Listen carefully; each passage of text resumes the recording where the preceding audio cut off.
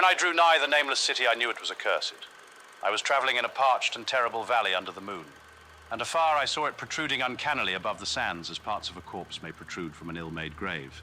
Fear spoke from the age-worn stones of this hoary survivor of the deluge, this great-grandmother of the eldest pyramid, and a viewless aura repelled me and bade me retreat from antique and sinister secrets that no man should see, and no man else had ever dared to see. Remote in the desert of Araby lies the Nameless City, crumbling and inarticulate, its low walls nearly hidden by the sands of uncounted ages. It must have been thus before the first stones of Memphis were laid, and while the bricks of Babylon were yet unbaked. There is no legend so old as to give it a name, or to recall that it was ever alive. But it is told of in whispers around campfires and muttered about by grandams in the tents of sheiks, so that all the tribes shun it without wholly knowing why. It was of this place that Abdul al-Hazred, the mad poet, dreamed on the night before he sang his unexplainable couplet. That is not dead which can eternal lie, and with strange aeons, even death may die. I should have known that the Arabs had good reason for shunning the Nameless City, the city told of in strange tales but seen by no living man. Yet I defied them and went into the untrodden waste with my camel. I alone have seen it, and that is why no other face bears such hideous lines of fear as mine. Why no other man shivers so horribly when the night wind rattles the windows. When I came upon it, in the ghastly stillness of unending sleep, it looked at me, chilly from the rays of a cold moon amidst the desert's heat. And as I returned its look, I forgot my triumph at finding it, and stopped still with my camel to wait for the dawn. For hours I waited, till the east grew grey and the stars faded, and the grey turned to roseal light, edged with gold. I heard a moaning and saw a storm of sand stirring among the antique stones, though the sky was clear and the vast reaches of the desert still. Then suddenly above the desert's far rim came the blazing edge of the sun, seen through the tiny sandstorm which was passing away, and in my fevered state I fancied that from some remote depth there came a crash of musical metal to hail the fiery disk, as Memnon hails it from the banks of the Nile. My ears rang and my imagination seethed as I led my camel slowly across the sand, to that unvocal stone place, that place too old for Egypt and Meroe to remember, that place which I alone of living men had seen. In and out amongst the shapeless foundations of houses and palaces I wandered, finding never a carving or inscription to tell of those men, if men they were, who built the city and dwelt therein so long ago. The antiquity of the spot was unwholesome, and I longed to encounter some sign or device to prove that the city was indeed fashioned by mankind. There were certain proportions and dimensions in the ruins which I did not like. I had with me many tools, and dug much within the walls of the obliterated edifices, but progress was slow, and nothing significant was revealed. When night and the moon returned, I felt a chill wind, which brought new fear, so that I did not dare to remain in the city. And as I went outside the antique walls to sleep, a small sighing sandstorm gathered behind me, blowing over the grey stones though the moon was bright, and most of the desert still. I awaked just at dawn from a pageant of horrible dreams, my ears ringing as from some metallic peal. I saw the sun peering redly through the last gusts of a little sandstorm that hovered over the Nameless City, and marked the quietness of the rest of the landscape. Once more I ventured within those brooding ruins that swelled beneath the sand like an ogre under a coverlet, and again dug vainly for relics of the forgotten race.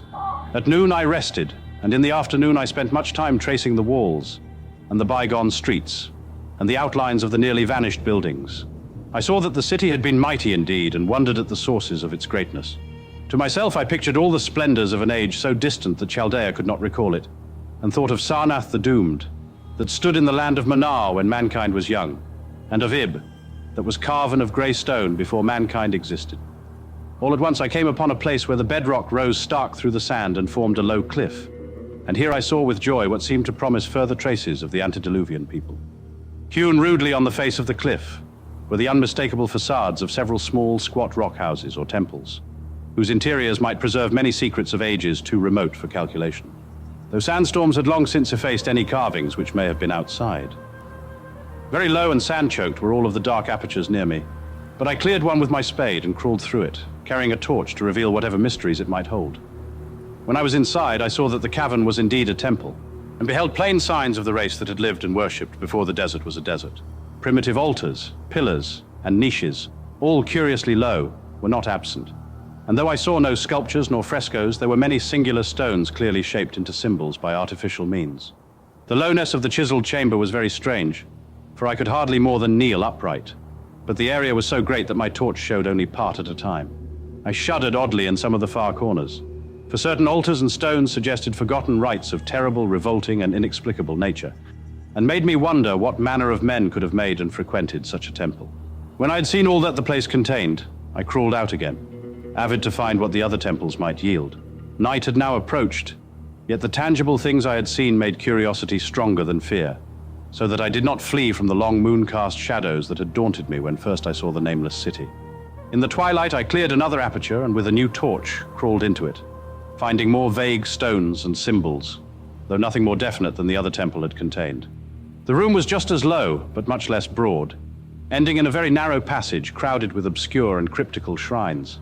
About these shrines I was prying when the noise of a wind and of my camel outside broke through the stillness, and drew me forth to see what could have frightened the beast. The moon was gleaming vividly over the primeval ruins, lighting a dense cloud of sand that seemed blown by a strong but decreasing wind from some point along the cliff ahead of me. I knew it was this chilly, sandy wind which had disturbed the camel and was about to lead him to a place of better shelter when I chanced to glance up and saw that there was no wind atop the cliff. This astonished me and made me fearful again, but I immediately recalled the sudden local winds I had seen and heard before at sunrise and sunset and judged it was a normal thing. I decided that it came from some rock fissure leading to a cave and watched the troubled sand to trace it to its source, soon perceiving that it came from the black orifice of a temple a long distance south of me, almost out of sight. Against the choking sand cloud, I plodded toward this temple, which as I neared it loomed larger than the rest, and showed a doorway far less clogged with caked sand. I would have entered had not the terrific force of the icy wind almost quenched my torch. It poured madly out of the dark door, sighing uncannily as it ruffled the sand and spread about the weird ruins. Soon it grew fainter, and the sand grew more and more still, till finally all was at rest again. But a presence seemed stalking among the spectral stones of the city, and when I glanced at the moon, it seemed to quiver as though mirrored in unquiet waters. I was more afraid than I could explain, but not enough to dull my thirst for wonder. So as soon as the wind was quite gone, I crossed into the dark chamber from which it had come. This temple, as I had fancied from the outside, was larger than either of those I had visited before, and was presumably a natural cavern, since it bore winds from some region beyond. Here I could stand quite upright, but saw that the stones and altars were as low as those in the other temples. On the walls and roof, I beheld for the first time some traces of the pictorial art of the ancient race. Curious curling streaks of paint that had almost faded or crumbled away. And on two of the altars I saw with rising excitement a maze of well-fashioned curvilinear carvings. As I held my torch aloft, it seemed to me that the shape of the roof was too regular to be natural, and I wondered what the prehistoric cutters of stone had first worked upon. Their engineering skill must have been vast. Then a brighter flare of the fantastic flame showed me that for which I had been seeking, the opening to those remoter abysses whence the sudden wind had blown, and I grew faint when I saw that it was a small and plainly artificial door chiseled in the solid rock. I thrust my torch within, beholding a black tunnel with the roof arching low over a rough flight of very small, numerous, and steeply descending steps. I shall always see those steps in my dreams, for I came to learn what they meant. At the time, I hardly knew whether to call them steps or mere footholds in a precipitous descent. My mind was whirling with mad thoughts, and the words and warnings of Arab prophets seemed to float across the desert, from the lands that men know to the nameless city that men dare not know. Yet I hesitated only a moment before advancing through the portal and commencing to climb cautiously down the steep passage, feet first, as though on a ladder. It is only in the terrible phantasms of drugs or delirium that any other man can have had such a descent as mine. The narrow passage led infinitely down like some hideous haunted well, and the torch I held above my head could not light the unknown depths toward which I was crawling. I lost track of the hours and forgot to consult my watch, though I was frightened when I thought of the distance I must be traversing. There were changes of direction and of steepness, and once I came to a long, low, level passage, where I had to wriggle feet first along the rocky floor, holding my torch at arm's length beyond my head. The place was not high enough for kneeling. After that were more of the steep steps, and I was still scrambling down interminably when my failing torch died out. I do not think I noticed it at the time, for when I did notice it, I was still holding it high above me, as if it were ablaze. I was quite unbalanced with that instinct for the strange and the unknown, which has made me a wanderer upon earth and a haunter of far, ancient, and forbidden places. In the darkness, there flashed before my mind fragments of my cherished treasury of demoniac lore. Sentences from Alhazred, the mad Arab, paragraphs from the apocryphal nightmares of Damascus, and infamous lines from the delirious Image du Monde of Gautier de Metz. I repeated queer extracts and muttered of Afrasiab and the demons that floated with him down the Oxus, later chanting over and over again a phrase from one of Lord Dunsany's tales, the unreverberate blackness of the abyss. Once, when the descent grew amazingly steep, I recited something in sing-song from Thomas Moore until I feared to recite more. A reservoir of darkness, black as witches' cauldrons are, when filled with moon drugs in the eclipse distilled. Leaning to look if foot might pass down through that chasm, I saw beneath, as far as vision could explore, the jetty sides as smooth as glass, looking as if just varnished o'er with that dark pitch the sea of death throws out upon its slimy shore. Time had quite ceased to exist when my feet again felt a level floor, and I found myself in a place slightly higher than the rooms in the two smaller temples now so incalculably far above my head. I could not quite stand, but could kneel upright, and in the dark I shuffled and crept hither and thither at random. I soon knew that I was in a narrow passage, whose walls were lined with cases of wood having glass fronts. As in that Paleozoic and abysmal place, I felt of such things as polished wood and glass. I shuddered at the possible implications. The cases were apparently ranged along each side of the passage at regular intervals, and were oblong and horizontal, hideously like coffins in shape and size. When I tried to move 2 or 3 for further examination, I found they were firmly fastened. I saw that the passage was a long one, so floundered ahead rapidly in a creeping run that would have seemed horrible had any eye watched me in the blackness, crossing from side to side occasionally to feel of my surroundings, and be sure the walls and rows of cases still stretched on. Man is so used to thinking visually that I almost forgot the darkness, and pictured the endless corridor of wood and glass in its low-studded monotony as though I saw it. And then in a moment of indescribable emotion, I did see it. Just when my fancy merged into real sight, I cannot tell. But there came a gradual glow ahead, and all at once I knew that I saw the dim outlines of the corridor and the cases, revealed by some unknown subterranean phosphorescence. For a little while all was exactly as I had imagined it, since the glow was very faint. But as I mechanically kept on stumbling ahead into the stronger light, I realized that my fancy had been but feeble. This hall was no relic of crudity, like the temples in the city above, but a monument of the most magnificent and exotic art. Rich, vivid, and daringly fantastic designs and pictures formed a continuous scheme of mural painting, whose lines and colors were beyond description. The cases were of a strange golden wood, with fronts of exquisite glass, and contained the mummified forms of creatures outreaching in grotesqueness, the most chaotic dreams of man. To convey any idea of these monstrosities is impossible.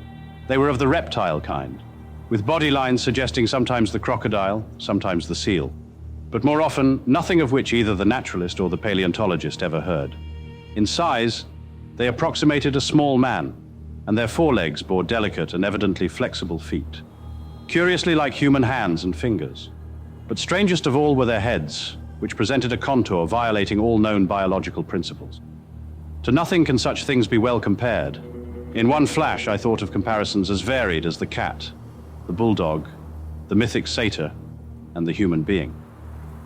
Not Jove himself had so colossal and protuberant a forehead, yet the horns and the noselessness and the alligator-like jaw placed the things outside all established categories. I debated for a time on the reality of the mummies, half suspecting they were artificial idols, but soon decided they were indeed some Paleogean species, which had lived when the Nameless City was alive. To crown their grotesqueness, most of them were gorgeously enrobed in the costliest of fabrics, and lavishly laden with ornaments of gold, jewels, and unknown shining metals. The importance of these crawling creatures must have been vast, for they held first place among the wild designs on the frescoed walls and ceiling. With matchless skill had the artist drawn them in a world of their own, wherein they had cities and gardens fashioned to suit their dimensions, and I could not but think that their pictured history was allegorical, perhaps showing the progress of the race that worshipped them. These creatures, I said to myself, were to the men of the Nameless City what the she-wolf was to Rome, or some totem beast is to a tribe of Indians. Holding this view, I thought I could trace roughly a wonderful epic of the Nameless City. The tale of a mighty seacoast metropolis that ruled the world before Africa rose out of the waves, and of its struggles as the sea shrank away, and the desert crept into the fertile valley that held it. I saw its wars and triumphs, its troubles and defeats, and afterward its terrible fight against the desert, when thousands of its people, here represented in allegory by the grotesque reptiles, were driven to chisel their way down through the rocks in some marvelous manner to another world, whereof their prophets had told them. It was all vividly weird and realistic and its connection with the awesome descent I had made was unmistakable. I even recognized the passages. As I crept along the corridor toward the brighter light, I saw later stages of the painted epic. The leave-taking of the race that had dwelt in the Nameless City and the valley around for 10 million years. The race whose souls shrank from quitting scenes their bodies had known so long, where they had settled as nomads in the earth's youth, hewing in the virgin rock, those primal shrines at which they never ceased to worship. Now that the light was better, I studied the pictures more closely, and remembering that the strange reptiles must represent the unknown men, pondered upon the customs of the Nameless City. Many things were peculiar and inexplicable. The civilization, which included a written alphabet, had seemingly risen to a higher order than those immeasurably later civilizations of Egypt and Chaldea. Yet there were curious omissions. I could, for example, find no pictures to represent deaths or funeral customs, save such as were related to wars, violence, and plagues. And I wondered at the reticence shown concerning natural death. It was as though an ideal of earthly immortality had been fostered as a cheering illusion. Still nearer the end of the passage were painted scenes of the utmost picturesqueness and extravagance, contrasted views of the Nameless City in its desertion and growing ruin, and of the strange new realm or paradise to which the race had hewed its way through the stone. In these views, the city and the desert valley were shown always by moonlight, a golden nimbus hovering over the fallen walls, and half revealing the splendid perfection of former times, shewn spectrally and elusively by the artist. The paradisal scenes were almost too extravagant to be believed, portraying a hidden world of eternal day filled with glorious cities and ethereal hills and valleys. At the very last, I thought I saw signs of an artistic anticlimax. The paintings were less skillful and much more bizarre than even the wildest of the earlier scenes. They seemed to record a slow decadence of the ancient stock, coupled with a growing ferocity toward the outside world from which it was driven by the desert. The forms of the people, always represented by the sacred reptiles, appeared to be gradually wasting away, though their spirit as shewn hovering about the ruins by moonlight gained in proportion. Emaciated priests, displayed as reptiles in ornate robes, cursed the upper air and all who breathed it. And one terrible final scene showed a primitive-looking man, perhaps a pioneer of ancient Irem, the city of pillars, torn to pieces by members of the elder race. I remembered how the Arabs fear the Nameless City, and was glad that beyond this place the grey walls and ceiling were bare. As I viewed the pageant of mural history, I had approached very closely the end of the low-ceiled hall, and was aware of a great gate through which came all of the illuminating phosphorescence. Creeping up to it, I cried aloud in transcendent amazement at what lay beyond. For instead of other and brighter chambers, there was only an illimitable void of uniform radiance, such as one might fancy when gazing down from the peak of Mount Everest upon a sea of sunlit mist. Behind me was a passage so cramped that I could not stand upright in it. Before me was an infinity of subterranean effulgence. Reaching down from the passage into the abyss was the head of a steep flight of steps, small, numerous steps, like those of the black passages I had traversed. But after a few feet, the glowing vapors concealed everything. Swung back open against the left-hand wall of the passage was a massive door of brass, incredibly thick and decorated with fantastic bas-reliefs, which could, if closed, shut the whole inner world of light away from the vaults and passages of rock. I looked at the steps, and for the nonce dared not try them. I touched the open brass door and could not move it. Then I sank prone to the stone floor, my mind aflame with prodigious reflections which not even a death-like exhaustion could banish. As I lay still with closed eyes, free to ponder, many things I had lightly noted in the frescoes came back to me with new and terrible significance. Scenes representing the Nameless City in its heyday, the vegetation of the valley around it, and the distant lands with which its merchants traded. The allegory of the crawling creatures puzzled me by its universal prominence, and I wondered that it should be so closely followed in a pictured history of such importance. In the frescoes, the Nameless City had been shown in proportions fitted to the reptiles. I wondered what its real proportions and magnificence had been, and reflected a moment on certain oddities I had noticed in the ruins. I thought curiously of the lowness of the primal temples and of the underground corridor, which were doubtless hewn thus out of deference to the reptile deities they're honored, though it perforce reduced the worshippers to crawling. Perhaps the very rites had involved a crawling in imitation of the creatures. No religious theory, however, could easily explain why the level passage in that awesome descent should be as low as the temples, or lower, since one could not even kneel in it. As I thought of the crawling creatures, whose hideous mummified forms were so close to me, I felt a new throb of fear. Mental associations are curious, and I shrank from the idea that except for the poor primitive man torn to pieces in the last painting, mine was the only human form amidst the many relics and symbols of primordial life. But as always in my strange and roving existence, wonder soon drove out fear. for the luminous abyss and what it might contain presented a problem worthy of the greatest explorer. That a weird world of mystery lay far down that flight of peculiarly small steps I could not doubt, and I hoped to find there those human memorials which the painted corridor had failed to give. The frescoes had pictured unbelievable cities, hills, and valleys in this lower realm, and my fancy dwelt on the rich and colossal ruins that awaited me. My fears indeed concerned the past rather than the future. Not even the physical horror of my position in that cramped corridor of dead reptiles and antediluvian frescoes, miles below the world I knew and faced by another world of eerie light and mist, could match the lethal dread I felt at the abysmal antiquity of the scene and its soul. An ancientness so vast that measurement is feeble seemed to leer down from the primal stones and rock-hewn temples in the Nameless City, while the very latest of the astounding maps in the frescoes showed oceans and continents that man has forgotten, with only here and there some vaguely familiar outline. Of what could have happened in the geological aeon since the paintings ceased and the death-hating race resentfully succumbed to decay, no man might say. Life had once teemed in these caverns and in the luminous realm beyond. Now I was alone with vivid relics, and I trembled to think of the countless ages through which these relics had kept a silent and deserted vigil. Suddenly there came another burst of that acute fear which had intermittently seized me ever since I first saw the terrible valley and the Nameless City under a cold moon. And despite my exhaustion, I found myself starting frantically to a sitting posture and gazing back along the black corridor toward the tunnels that rose to the outer world.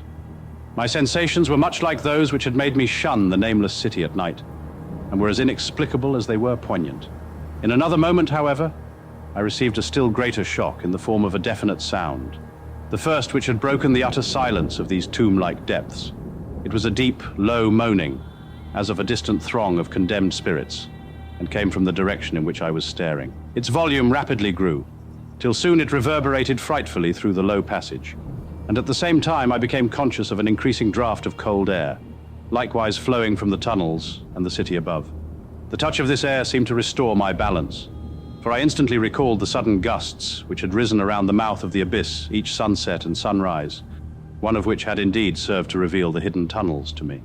I looked at my watch and saw that sunrise was near, so braced myself to resist the gale which was sweeping down to its cavern home as it had swept forth at evening. My fear again waned low, since a natural phenomenon tends to dispel broodings over the unknown. More and more madly poured the shrieking, moaning night wind into that gulf of the inner earth. I dropped prone again and clutched vainly at the floor for fear of being swept bodily through the open gate into the phosphorescent abyss. Such fury I had not expected, and as I grew aware of an actual slipping of my form toward the abyss, I was beset by 1,000 new terrors of apprehension and imagination. The malignancy of the blast awakened incredible fancies. Once more I compared myself shudderingly to the only other human image in that frightful corridor, the man who was torn to pieces by the nameless race. For in the fiendish clawing of the swirling currents there seemed to abide a vindictive rage, all the stronger because it was largely impotent. I think I screamed frantically. Near the last, I was almost mad.